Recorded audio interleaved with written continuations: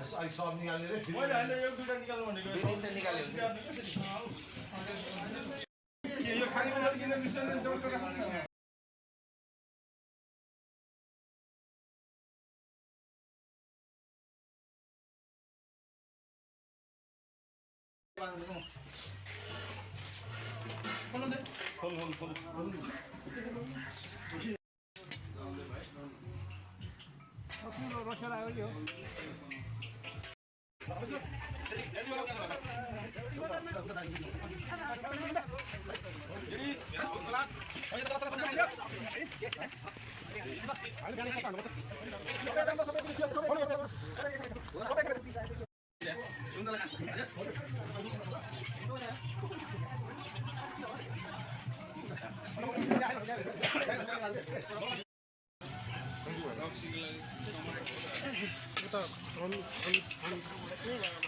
옛날로 보신지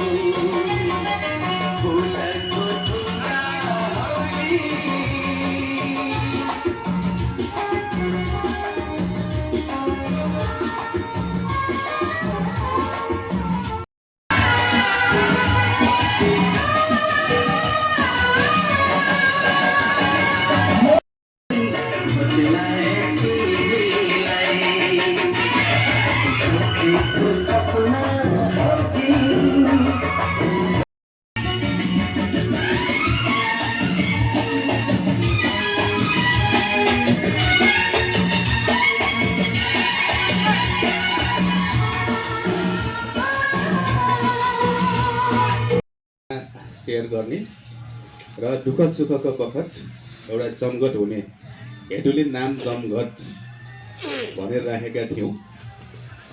यो समूह निर्माण भएको करिब करिब 2 वर्ष पुगेर यता आइसकेको छ र हामी गत वर्ष यही ठाउँमा र यो वर्ष पनि यही ठाउँमा हाम्रा सदस्यहरू बीच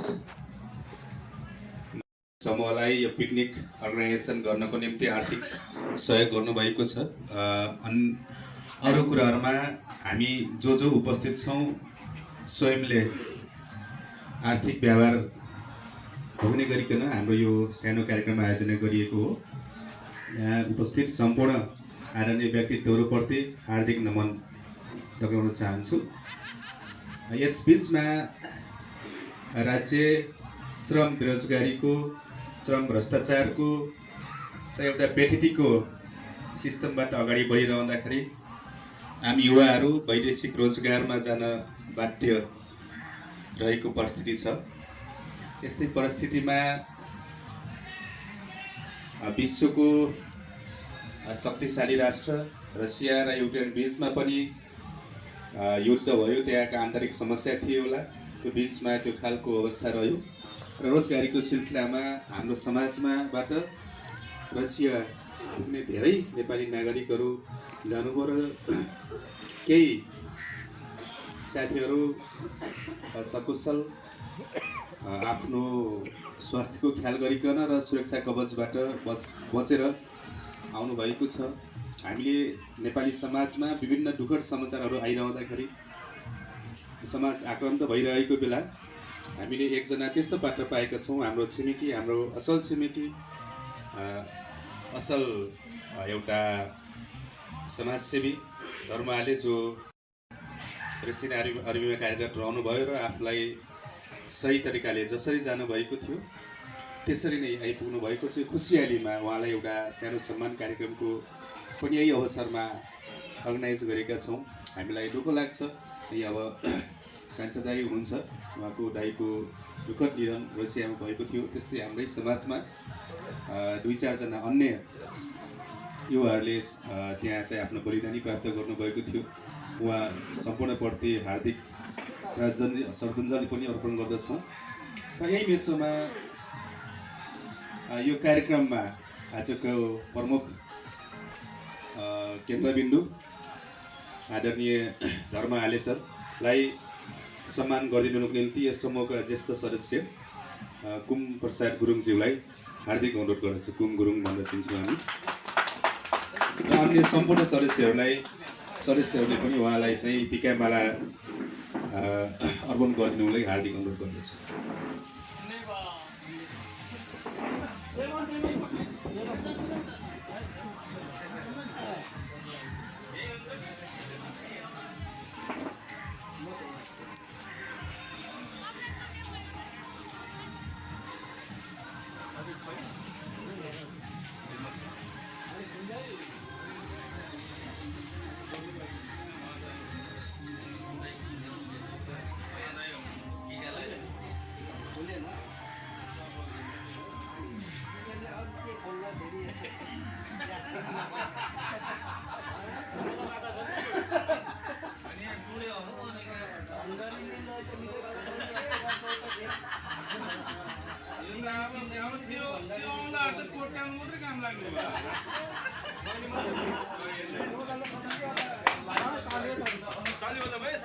ताली बजाउनु अनुरोध गर्छु।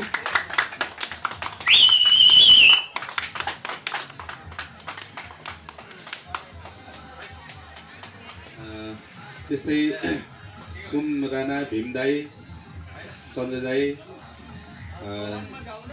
रोका दाई लगायत कान्छा दाई सबै दाईहरूलाई, निर्मल दाई लगायत सम्पूर्ण दाईहरूलाई चाहिँ त्यो बधाई ज्ञापन गर्नको लागि हार्दिक अनुरोध गर्दछु।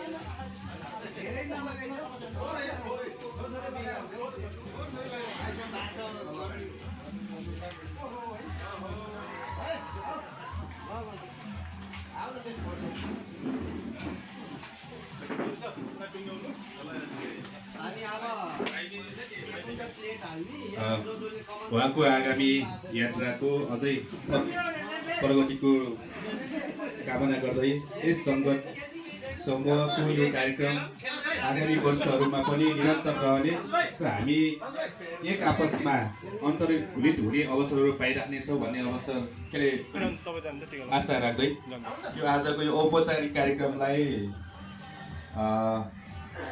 कार्यक्रममा आफ्नो रसियामा रहँदाखेरिको केही मिठा नमिठा र सम्झना लायक क्षणहरूलाई सेयर गरिदिनुको निम्ति धर्म आले सरलाई हार्दिक अनुरोध गर्दछु।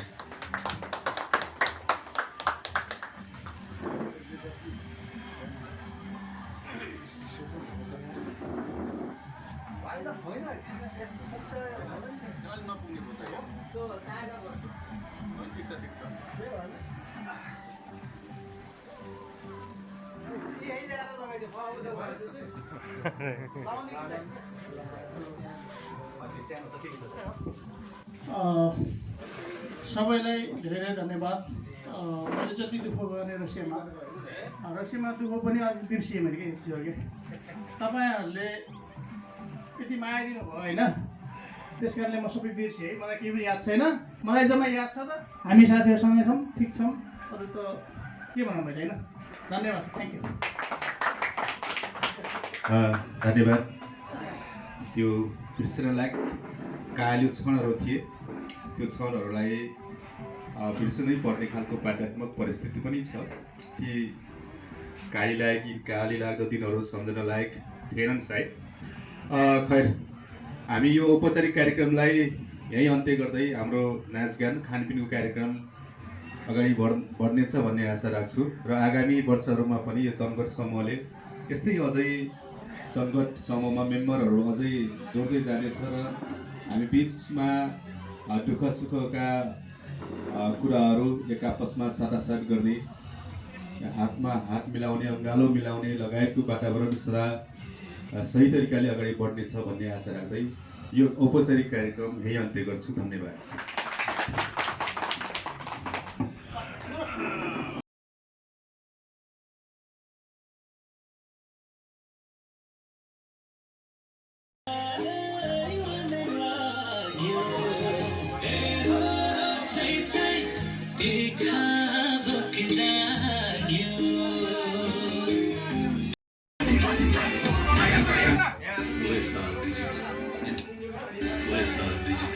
Entertaining the nation.